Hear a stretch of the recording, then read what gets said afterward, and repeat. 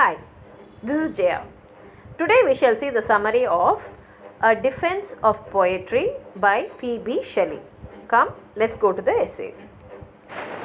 P.B. Shelley was actually born in a very rich family in England. He was born in Sussex and he was educated in Eton and Oxford universities. But the thing is, he did not complete his education because he wrote a pamphlet advertising atheism, and because of that the university sent him out, and he died at a very young age of 29, because while he was sailing in the ship to Italy, the ship drowned and he died there. And actually he is married twice.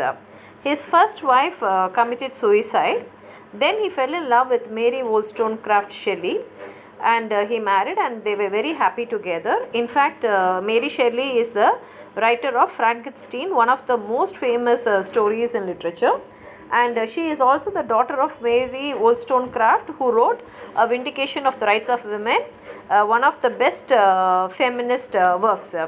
And Shelley's close friends are Keats and Byron, and for Shelley's death only he wrote the elegy Adonis, which is again one of the most famous elegies in literature.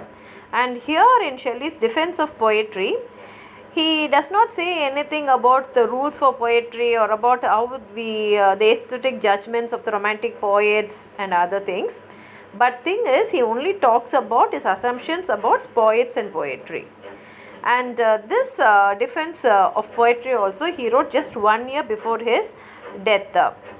And why he wrote is, he read his friend Thomas Love Peacock's writing, The 4 Ages of Poetry. And in that 4 Ages of Poetry, Peacock had said that poetry has become valueless because today it is the day of science and technology. And when science can prove things and technology is used for advancement in life, we cannot say that poetry will have any value in our life, and that all the intelligent people should give up their literary works. After reading this, Shelley wrote A Defense of Poetry, not just as a reply but also as a rebuttal. He wanted to give back nicely, and he says that he says reason and imagination are very, very important in life. He is not denying that. He says that reason will be having a logical format. And he says thought and imagination are just perceptions, because what we are thinking, what we want only are thought and our imagination. And he says from reason and imagination only man can recognize beauty, because beauty is everywhere. How will we know what sort of a beauty it is, how appealing it is? It is only through our reason and our imagination. And he is saying that this beauty and the perception of the beauty only has given us or taken us to civilization, and even in future civilization will develop only with the sense of beauty. Only when we want to make things better we will get more civilized. And Shelley says that language is the only one which takes humanity in the order of peace and harmony.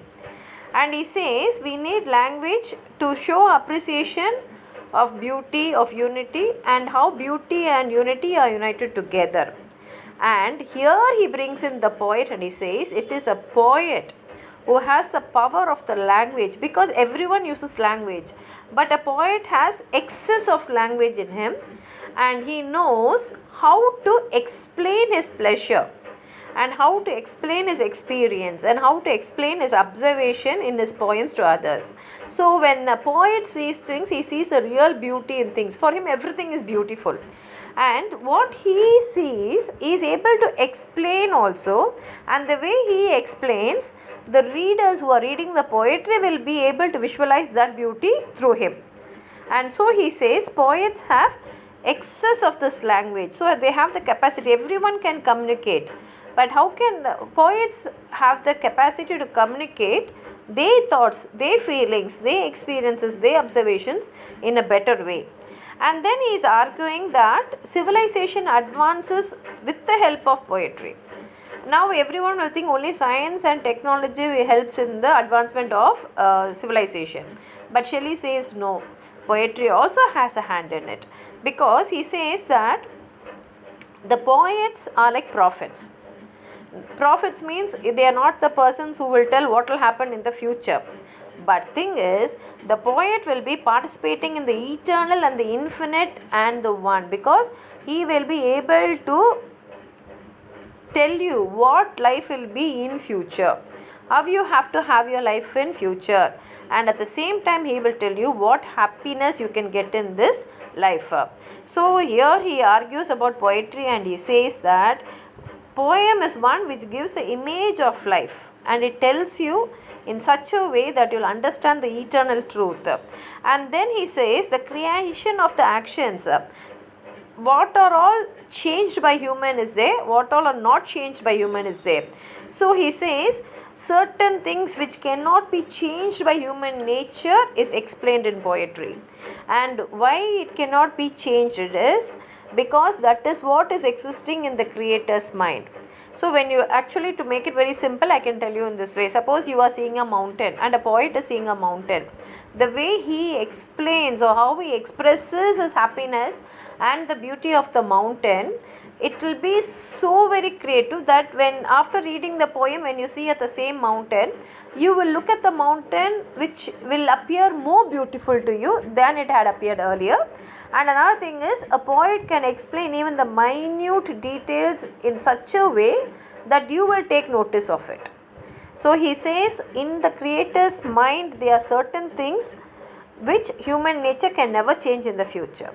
So when a poet writes a poem about any particular feeling or an experience or about a scene of beauty, no one in later life can change it. This is what Shelley is trying to say. And therefore he says the poet's work is to interpret and then present it in a poem. And here he says poetry is a mirror which makes beautiful that which is distorted, because nature is everywhere, but at the same time it is not in the same way as it is expressed in a poem. So when a poet sees nature, even when the beauty is distorted, that is, even if the real beauty is not visible to the human eye, a poet will be able to experience and visualize it, and he will mirror that beauty in his poem. And therefore when a poet reads it, he will be able to enjoy that beauty through this poem itself. And then afterwards he even argues about the morality in his poems. He says that poetry brings into use, utilitarian means what we are going to use in our daily life, and he says poetry can bring that morality in a life which we will need it in our everyday life, and therefore he will be able to enlarge our mind and create civilization, and therefore we will know how we are supposed to live, what morals we have to follow in our life, and what are the things which are wrong and what are the things which are right. Therefore poetry takes away from us the hidden beauty of the world, what should be covered and what was so long covered. Like I'll explain it better. Suppose in case we are not able to understand certain things, Shelley says through poetry we can see that hidden beauty in those things. So the poetry has a capacity to wheel away, that is, remove the cover from the hidden beauty and show it to the world. Suppose there is a very beautiful girl, but she has closed her face with a cloth. Then how will the person who is seeing her will know how beautiful she is? But a poet can tell you exactly what is the beauty of that girl which is behind that cover of mask. So poetry is in such a way. And another thing is, he says that he talks about drama and poetry and how they began and for what purpose they began and what is their duty and how well they have performed. So he talks about the history of poetry and drama through the ages, that is from the beginning of the classical period, then he comes to the Christian era, and then he talks about how they performed during the Middle Ages up to the present day of Shelley, that is to the Romantic period. And he says that poets are indeed divine. He says they are equal to God. And finally he concludes by saying that poets are the unacknowledged legislators of the world. That is, they are the ones who are setting the rules and regulations to the world, though they are not in that position. So they are not acknowledged, they are unacknowledged, but they are the legislators of the world. So he strongly says that poets are the prophets, though they do not foretell you what is going to happen, they are able to predict certain things, and at the same time he says they are the ones who have led to the civilization a part. He is not saying completely, but even he says that poetry has a role in giving the latest civilization to the people, and he says that finally they are the legislators of the world, that is the lawmakers of the world. It is a very, very popular literary work by Shelley. Please to read the original one to understand. It's a very lengthy one, but it's a beautiful one. And please like the video, share it with your friends, and if you have not subscribed my channel, please subscribe. Thank you.